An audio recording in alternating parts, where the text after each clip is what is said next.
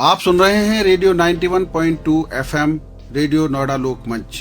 मैं आपका दोस्त, आपका होस्ट विनोद शर्मा। हमारा लोकप्रिय कार्यक्रम जन मंथन, यह कार्यक्रम ऐसी संस्थाओं को समर्पित है जो समाज में कनेक्ट करने के लिए बनाई गई हैं और इनके साथ साथ हम ऐसे मुद्दों पर भी चर्चा करते हैं जो आज के दौर में सामयिक हैं और उन पर जनता के बीच में बहस भी होती है, बातें भी होती हैं, उनका समाधान भी निकलता है। आज हम अपने स्टूडियो में पंजाबी विकास मंच नोएडा का स्वागत करते हैं और हमारे स्टूडियो में मौजूद हैं पंजाबी विकास मंच नोएडा के अध्यक्ष दीपक विक जी, उपाध्यक्ष संजीव पुरी जी और सचिव गौरव छाछरा जी। मैं तीनों का अपने रेडियो स्टूडियो में स्वागत करता हूं। दीपक जी, ये बताइए अध्यक्ष होने के नाते कि पंजाबी विकास मंच के गठन का विचार कैसे आया? देखिए, यहाँ पे ना एक संस्था चल रही थी, नोएडा एसोसिएशन क्लब, तो वो किन्हीं कारणों से अपने आप को वो गति नहीं दे पाई जो उसको गति देनी चाहिए थी। जी जी। और यहाँ पे ऑलरेडी सामाजिक या रिलीजियस वाइज या जाति वाइज बहुत संस्थाएं चल रही थी। जैसे राजस्थान कल्याण परिषद का आपके पीछे भी था, वो क्षेत्र वाइज है। इसी तरह से अग्रसेन भवन वैश्य समाज का एक था। तो उसी तरह से हमने सोचा था कि क्षेत्र वाइज हम पंजाबियों में सब जातियां हैं, उसके अंदर ब्राह्मण भी हैं, जैसे अरुण जेटली जी, सुषमा स्वराज ब्राह्मण जाति से बिलोंग, लाला लाजपत राय वैश्य समाज से, भगत सिंह जी सिख समाज से, बिल्कुल और भाई अपना सुखदेव थापर जी जो थे वो खत्री समाज से बिलोंग करते थे। अभी कारगिल युद्ध में विक्रम बत्रा जी वो भी खत्री समाज से बिलोंग करते थे। तो ऐसा हमने सब चीज सोच के कि भाई हमें भी पंजाबी विकास मंच के नाम से एक संस्था हमने बनाई ताकि वो पूरे पंजाबियों को जो नोएडा महानगर में, जिला गौतम बुद्ध नगर में और आने वाले समय में उत्तर प्रदेश में भी जो हमारे पंजाबी समाज के लोग हैं उनको भी हम जोड़ने की इसकी चेष्टा करेंगे। ये विचार करके हमने 2014 में इसका गठन किया और 2017 में इसका हमने विधिवत पूरे जिला गौतम बुद्ध नगर के नाम से इसका रजिस्ट्रेशन हमने करवाया और अभी हमने मुख्य रूप से जो अपना कार्यस्थल है वो नोएडा महानगर रखा हुआ है। अच्छा। तो पंजाबी विकास मंच के जो अब तक के रचनात्मक कार्य हुए हैं, जो भी मतलब उसके बनाने का जो सुखद आपको एहसास हुआ है, उसके बारे में जरा हमारे श्रोताओं को दीजिए। मुख्य रूप से रखा हुआ है सोशल और कल्चरल, हाँ, सामाजिक और इसको सांस्कृतिक रूप में। सांस्कृतिक रूप में हम इसमें क्या करते हैं, एक तो हमारा जो पंजाबियों का विशुद्ध है लोहड़ी, किसानों का और धार्मिक रूप से उसका बहुत एक महत्व है हमारे पंजाबी समाज में, उसको हम मनाते हैं। इसके अलावा हम बैसाखी का त्योहार मनाते हैं। एक छबील होती है, आपको याद होगा, जून के महीने में वहाँ गर्मी में काशी, बड़ी काशी पे, वो हम मनाते हैं। और गुरु अपना जो अर्जुन देव जी है उनकी याद में भी हम एक छबील मनाते हैं। उसके अलावा एक हम जो है माता का कार्यक्रम नवरात्रों में करते हैं। इसके अलावा हम जो गुरु पर्व की जो एक पूरा प्रकाश उत्सव जब निकलता है गुरु नानक देव जी का, गुरु गोविंद सिंह जी का, उसके अंदर हम जो है समय सर वहाँ पे जगह जगह के ऊपर हमने छबीलें भोजन के लिए हम स्टॉल हम उसमें लगाते हैं। इसके अलावा हम क्या करते हैं कि हम 3 बच्चों को हर साल जो पढ़ने में जिनके सबसे ज्यादा नंबर आए होते हैं, जो पंजाबी विकास मंच के कार्यकर्ता पदाधिकारी या उनसे जुड़े हुए लोग हैं, उन 3 बच्चों को हम स्टेज पे लोहड़ी वाले जो हमारा सबसे मुख्य कार्यक्रम होता है उसके अंदर हम सभी पॉलिटिकल पार्टी के लोगों को बुलाते हैं और उनके हाथों से उन्हें हम पारितोषिक दिलवाते हैं। इसी तरह 3 स्पोर्ट्स के जो सबसे बड़े बच्चे हैं वो हम उनको हर साल दिलवाते हैं। जैसे इस बार हमने अंश अरोड़ा जी का मैं आपको बताऊंगा। अंश अरोड़ा जी जो है 28 साल बाद उत्तर प्रदेश में कोई बच्चा ऐसा है जिसने नेशनल के अंदर, सीनियर नेशनल के अंदर 28 साल बाद सिल्वर मेडल लिया स्विमिंग के अंदर। तो ऐसे हमने बच्चे को जो मतलब बड़े नाम भी हैं वो भी हमने बहुत बढ़िया उत्तर प्रदेश का उन्होंने बड़ा नाम ऊंचा किया। इसके अलावा जैसे भी कोरोना काल था हमारा, तो कोरोना काल के अंदर हमने जितने भी हमारे मेंबर थे और उनसे जो जुड़े हुए लोग थे, हमने 2000 सैनिटाइजर, 5000 हमने मास्क बांटे। और उसके अलावा हमने एक नई चीज चलाई कि अपने समाज के लिए तो सब लोग करते हैं, उन अपने समाजों के जिनके उनके यहाँ स्टाफ है, नौकर है, उनके यहाँ मेड है, किसी को भी भोजन की दिक्कत आ रही है, तो उसके लिए हमने छोटे छोटे 600-700 रुपए के पैकेट बनाए और वो सब हमने उनको उपलब्ध। संजीव पुरी जी जो उपाध्यक्ष हैं, मैं जानना चाहूंगा कि पंजाबी विकास मंच में महिलाओं की भागीदारी कितनी है और किस तरह के कार्यक्रम आप कनेक्टिविटी के लिए महिलाओं से जुड़े हुए कार्यक्रम करा रहे हैं? हम महिलाओं को वैसे तो हमारे जो मुख्य महिलाएं हैं जैसे अलका सूद जी हो गए, सोज भाटिया जी हो गए और कई महिलाएं हमारे साथ जुड़ी हुई हैं और वो जैसे बैसाखी के प्रोग्राम है ये मुख्य रूप से वही करती हैं। अच्छा। और कल्चरल जितने भी प्रोग्राम हो, लोहड़ी का प्रोग्राम भी इवन वो सेपरेट करते हैं, उन्हीं के हाथ में होता है। और दूसरी बात मैं चीज एक अलग से कहना चाहूंगा आपके साथ भी, क्योंकि हमने जब ये पंजाबी विकास मंच बनाया तो हमारे दिमाग में एक चीज आई थी, लोगों के दिमाग में ये होता है कि पंजाबी एक जात नहीं है, एक तो छोटी बात है। पंजाबी एक प्रांत है, वहां से रिलेटेड जितने भी लोग हैं वो पंजाब से जो बिलोंग करते हो, क्योंकि ये 4 वर्ण जैसे हैं, ब्राह्मण, क्षत्रिय, शूद्र और वैश्य।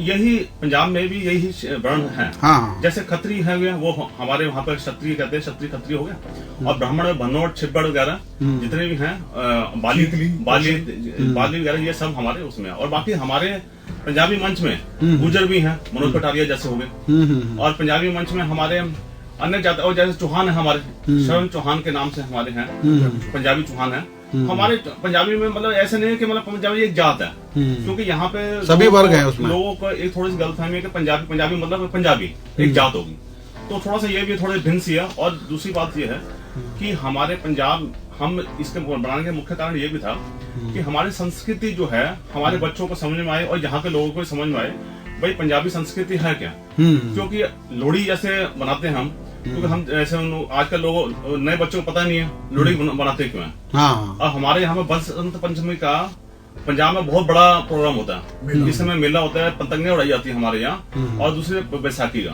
ये 3 त्योहार हमारे मुख्य त्योहार हैं। दिवाली और होली तो पूरे हिंदुस्तान के ही हैं, लेकिन 3 मुख्य त्योहार हैं। तो ये कल्चर से हम परिचय हो। और दूसरी बात ये है कि जैसे मान लो पंजाबी हैं हम, और आपस में शादी वादी करनी हो, वो परिचय भी सम्मेलन हो जाता है इस बहाने। अच्छा। कम्युनिटी कनेक्ट करने के लिए, कम्युनिटी कनेक्टिविटी भी होती है। लोगों को मालूम चले भी ऐसा है कि पंजाबी तो रह रहे हैं, पता चल रहा है कि हम मैट्रिमोनियल के थ्रू जा रहे हैं, हमारे पड़ोस में लड़का है या लड़की है, तो घूम के इससे बढ़िया हम डायरेक्ट कम से कम पंजाबी विकास मंच का एक मंच है, उस मंच को सदुपयोग करते हुए हम इसमें भागीदारी निभाते हैं। और बाकी ये है कि हमारे दीपक जी का भी इसमें पूरा योगदान है, इनके थ्रू ही हमारे ये बना था। 2017 में हमारे इसमें एक सोच आई थी, हमने शुरुआत कर दी थी इसको, और 2017 में हमने रजिस्ट्रेशन करवा दिया था इसका, और एक संवैधानिक रूप से हम धारा प्रवाह में आ गए थे। अच्छा। आने वाले दिनों के लिए क्या योजना है आपकी, जो पंजाबी विकास मंच कुछ नई चीजें अपने समाज के लिए या शहर के लिए जोड़ने जा रहा है? हम ये सब अभी विचारणीय है, क्योंकि अभी सभी कुछ बोलना तो उचित भी नहीं होगा। हमारे वैसे दिमाग में चल रहा है कि आने वाले टाइम में हम जैसे जो भी गरीब बच्चे हैं, चाहे वो किसी भी जात के हो, किसी धर्म के, किसी भी प्रांत से रिलेटेड हो, हम उन लोगों को भी मुख्य रूप से उनकी जो सहायता कर सकते हैं करेंगे। और कोरोना काल में भी हम लोगों ने सूखा राशन वगैरह बांटा, और हमने मास्क वगैरह बांटे हमने खूब, और सैनिटाइजर बांटे हमने। जो भी कोरोना काल में हम कर सकते थे अपनी तरफ से, जितनी हम लोगों की क्षमता थी, वो हमने किया। गौरव छाछरा जी, देखिए आप युवा हैं और टीम में आप बहुत महत्वपूर्ण भूमिका में हैं, तो आप क्या समझते हैं पंजाब विकास मंच से युवाओं को जोड़ने के लिए क्या कोई अभियान चलाया गया, या क्या आगे के लिए आप लोगों के क्या सोच है इसमें? जी, पंजाबी विकास मंच एक ऐसा प्लेटफॉर्म है हमारे पंजाबी समाज के लिए कि हर एक को उससे जुड़ना चाहिए। हमारे पंजाबी समाज में एक पहला प्लेटफॉर्म हमने देखा नोएडा महानगर में, शहर में, और हमारे अध्यक्ष आदरणीय दीपक जी की मेहनत से, लगन से हर साल सैकड़ों की तादाद में लोग जुड़ रहे हैं, जिसमें युवा भी हैं, महिलाएं भी हैं, माताएं, बहनें, सब लोग जुड़ रहे हैं, और सभी वर्ग के लोग जुड़ रहे हैं जो पंजाबी समाज से ताल्लुक रखते हैं। तो नोएडा में रह के आपका जो योगदान है, तो युवाओं को कैसे कनेक्ट कर रहे हैं, और कोई युवाओं से जुड़ा हुआ कोई कार्यक्रम आप शुरुआत कर रहे हैं या इस तरह की चीजें शुरू करा? हम पंजाबी युवा मोर्चा के तहत भी हम करते हैं। कोरोना काल में हमने बहुत कार्य किए, आदरणीय दीपक जी की कार्यकारिणी में, नेतृत्व में हमने बहुत काम किए, युवाओं के साथ ही किए। जितने भी बेरोजगार थे उनको नौकरी देने का भी काम किया। अभी कल ही की बात करूं तो कल ही अध्यक्ष जी का फोन आया कि एक हमारा मिलने वाला, उसकी नौकरी छूट गई है, क्या तुम्हारी कंपनी में जगह है? मैंने कहा नहीं भी होगी तब भी हम रखेंगे। तो ऐसे हम लोगों को रेफर करके सबको नौकरी दिलाने का भी काम कर रहे हैं। जैसे भी जिस प्रकार की मदद हमसे हो संभव है तो हम करने का कार्य कर रहे हैं। दीपक जी, ये मैं जानना चाहता हूँ कि 2014 से शुरू हुआ सफर, 6 साल हो गए हैं, तो कुछ रचनात्मक कार्य आपने देखा होगा कि नोएडा ने पंजाब विकास मंच के कुछ क्या दिया, और पंजाब विकास मंच नोएडा को क्या देना चाहता है एक शहर के नाते? बहुत बढ़िया। और मैं सबसे पहले तो आपको धन्यवाद दूंगा कि जब आप एनबीटी में ब्यूरो चीफ थे तो आपने हमारे पंजाबी विकास मंच पे पूरा लेख लिखा था, जी मुझे भी याद है। तो आपने अपने उस टाइम वो अलग अलग प्रांतों से या जातियों के बेस पे था, तो उस टाइम आपने एक पूरा लिखा था, उसमें मेरा इंटरव्यू भी था छोटा सा। उसके लिए मैं आपको दोबारा से धन्यवाद दूंगा। और आज फिर आपने हमें यहाँ बुलाया है अपना नोएडा लोक मंच के उसके अंदर रेडियो 91.2 FM पे, उसके लिए मैं दोबारा धन्यवाद दूंगा। एक प्रश्न आपने पहले बोला था, मैं उसको भी थोड़ा क्लियर कर दूं कि भविष्य में क्या है। भविष्य का मैं आपको ये बता दूं कि भविष्य में हमारा ये है कि इसको हम नोएडा महानगर और जिला गौतम बुद्ध नगर से हमारी कोशिश है बाहर ले जाने की। अच्छा, इसको हम गाजियाबाद, कानपुर, मुरादाबाद, अभी हमने क्षेत्र चिन्हित किया। मैं आपको बताता हूँ, पूरे उत्तर प्रदेश के अंदर करीब 40 से 45 विधानसभा ऐसी हैं 403 में से जहां पंजाबी प्रांत के लोग बहुत भारी संख्या में रहते हैं, और उसके अंदर से भी करीब 12-13 विधानसभा ऐसी हैं जिसके अंदर 20 से 25% या 10% से ऊपर जो लोग हैं वो पंजाबी प्रांत के लोग रहते हैं। तो हमारी है कि वहां भी हम पंजाबी विकास मंच की शाखाएं खोलें या वहीं के लोग पंजाबियों से संबंधित कोई शाखा खोले और वो हमारे आपस में तालमेल से काम करें। जैसे अभी हमने साहिबाबाद गाजियाबाद के अंदर अभी हमने एक शुरू किया, के पास भी एक शाखा खुलवाई है, उसको वहाँ बख्शी जी हमारे देख रहे हैं। और एक अभी आपने पूछा था कि मैंने एक चीज में भूल गया था कि 2017 से लगातार हम 2 बच्चों को पंजाबी जो हमारे विकास मंच के सदस्य हैं, लोगों में क्या बड़ी भावना रहती है कि किसी का बच्चा अगर पढ़ नहीं रहा है तो उसको वो ये कहते हैं कि भाई आप जो है सरकारी स्कूल में डाल दो। देखिए ये कोई मदद नहीं है। मदद वो है कि हम उच्च शिक्षा में तो हम मदद नहीं कर सकते क्योंकि वो लाखों में पहुंच जाती है। तो हमारे 2 लोग ऐसे थे जो फाइनेंशियल क्राइसिस की वजह से उनके बच्चों को स्कूल छोड़ने की पोजीशन आ गई थी। तो हमने क्या किया उनको कि नहीं, हम 12वीं तक जो है आपके बच्चों की फीस हम देंगे। एक बच्चा 9वीं में पढ़ता था, एक बच्चा 11वीं में पढ़ता था। तो जो 11वीं में पढ़ता था उसको हमने 2 साल उसके बच्चों को फीस दी 1 लाख रुपए कुछ के आसपास।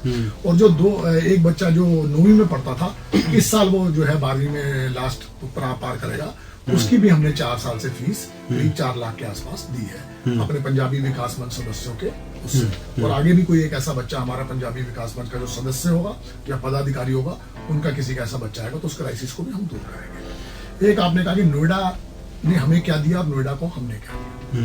देखिए नोएडा ने तो हमें ये दिया कि नोएडा ने हमें एक दिल्ली के आसपास एक ऐसी जगह दी जहाँ से जो लोग हम आके जो कोई जो निम्न मध्यम वर्ग के ऐसे थे तो उनको यहाँ आए, उनको अपने काम धंधे मिले। मैं खुद आया, मैंने यही अपना काम शुरू किया, फिर अपना एक मकान मैंने बनाया, फिर दूसरा मकान मैंने बनाया, तो अपने आप को वेल एस्टेब्लिश किया। संजीव पुरी जी भी इसी तरह से दिल्ली से आए थे, पूर्व छात्रा जी लखीमपुर खीरी से आए थे। इस तरह जो नोएडा ने हम सबको एक नया रोजगार दिया, नया एक सेल्फ हमारे के अंदर इमेज हमारी बनाई, सेल्फ इंप्रेशन हमारा मजबूत किया उन्होंने, सेल्फ कॉन्फिडेंस हमारा उन्होंने मजबूत किया। और नोएडा के बहाने ही हम सब लोग आपस में मिले। और यहाँ पे आज जो मेरी जो नॉलेज है कि अगर उसको हम प्रांत वाइज लेंगे तो जो मेरी अपनी नॉलेज है कि पूर्वांचल के बाद सबसे, पूर्वांचल और बिहार दोनों को मिलाने के बाद शायद दूसरे नंबर पे संख्या पंजाबी प्रांत के लोगों की है। जाति वाइज मैं इसमें नहीं जा रहा हूँ, मैं प्रांत वाइज इसमें जा रहा हूँ। सभी जातियों के लोग निवास करते हैं, तो इसलिए हमें एक बड़ा मंच मिला। इसीलिए पंजाबी विकास मंच गठन करने में हमें कोई दिक्कत नहीं है। ये हमारा वो रहा। दूसरा, हमने नोएडा को क्या देने की कोशिश करी कि क्या होता है, ईंटों से घर बनता है और घरों से मोहल्ला बनता है, मोहल्ले से सेक्टर बनता है। तो हमने उसका जो एक वर्ग है जिसके आज जो संख्या है 1.5-2 लाख है और 70-80 हजार जिनके वोट हैं, हमने उस क्षेत्र के लोगों को टैप करने की कोशिश करी। उन लोगों के अंदर सांस्कृतिक हमने जागृति लाए, उनके स्पोर्ट्स और पढ़ने वाले बच्चों को लगा कि उनकी कम्युनिटी उनका सम्मान करती है। और हमने उनके अंदर जितने भी जो लोग थे उनको जो जिस माध्यम में क्राइसिस में हम उनकी जो मदद कर सकते थे वो हम कर रहे हैं।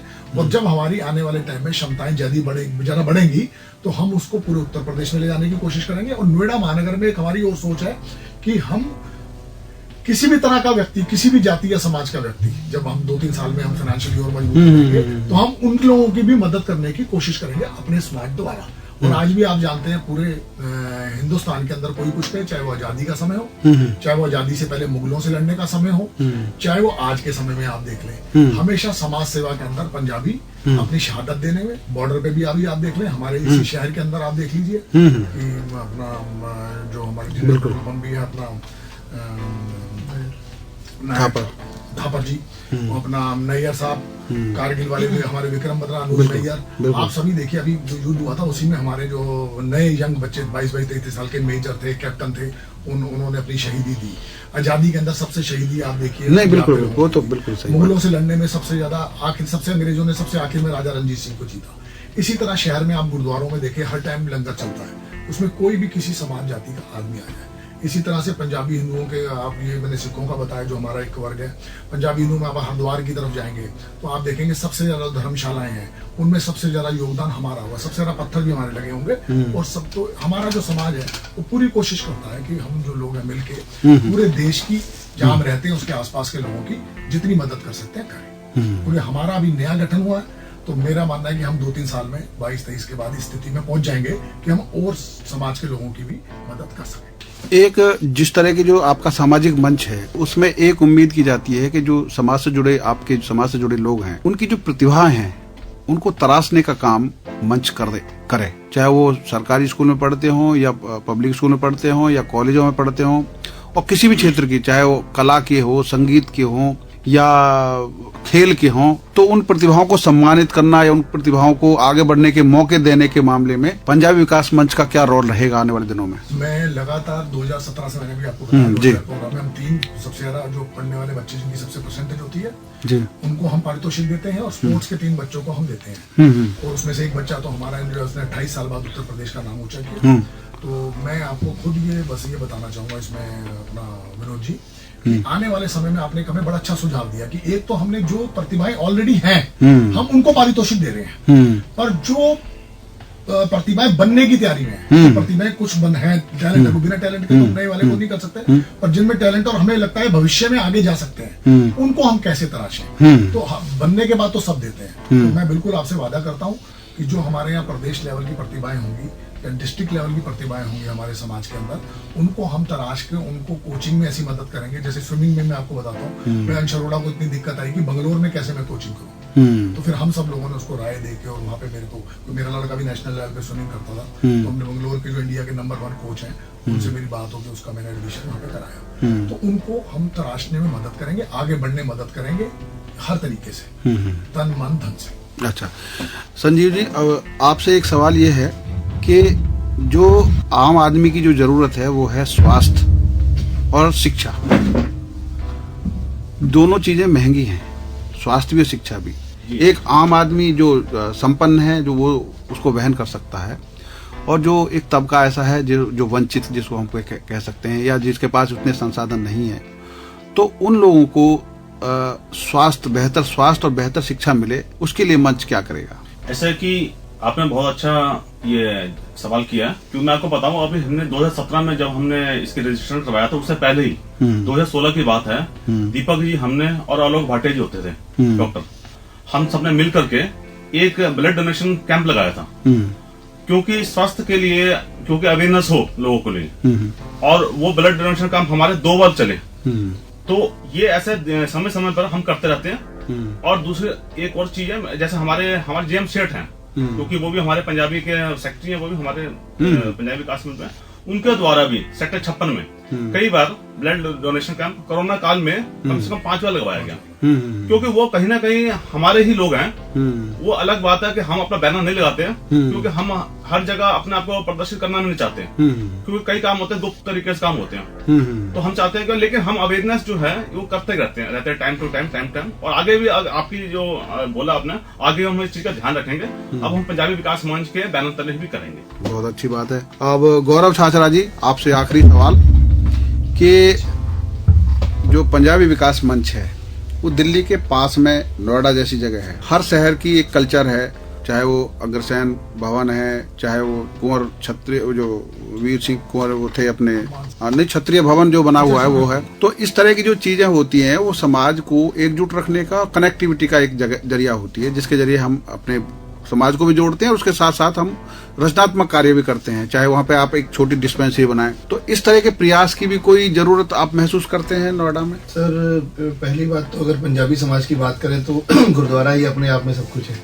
हर जगह 24 घंटे लंगर भी चलता है, डिस्पेंसरी भी वहाँ पे है, ब्लड के टेस्ट भी होते हैं वहाँ। हाँ, बिल्कुल है। लेकिन फिर भी अगर फ्यूचर में अगर किसी चीज की रिक्वायरमेंट होगी तो जरूर इस बारे में सोचेंगे। आप सभी का, दीपक जी खासतौर पर, संजीव पुरी और गौरव छाछरा जी का रेडियो 91.2 नोएडा लोकमंच FM पर समय देने के लिए बहुत बहुत धन्यवाद। बहुत धन्यवाद। आप सुन रहे हैं रेडियो 91.2 नोएडा लोकमंच, आपकी अपनी आवाज।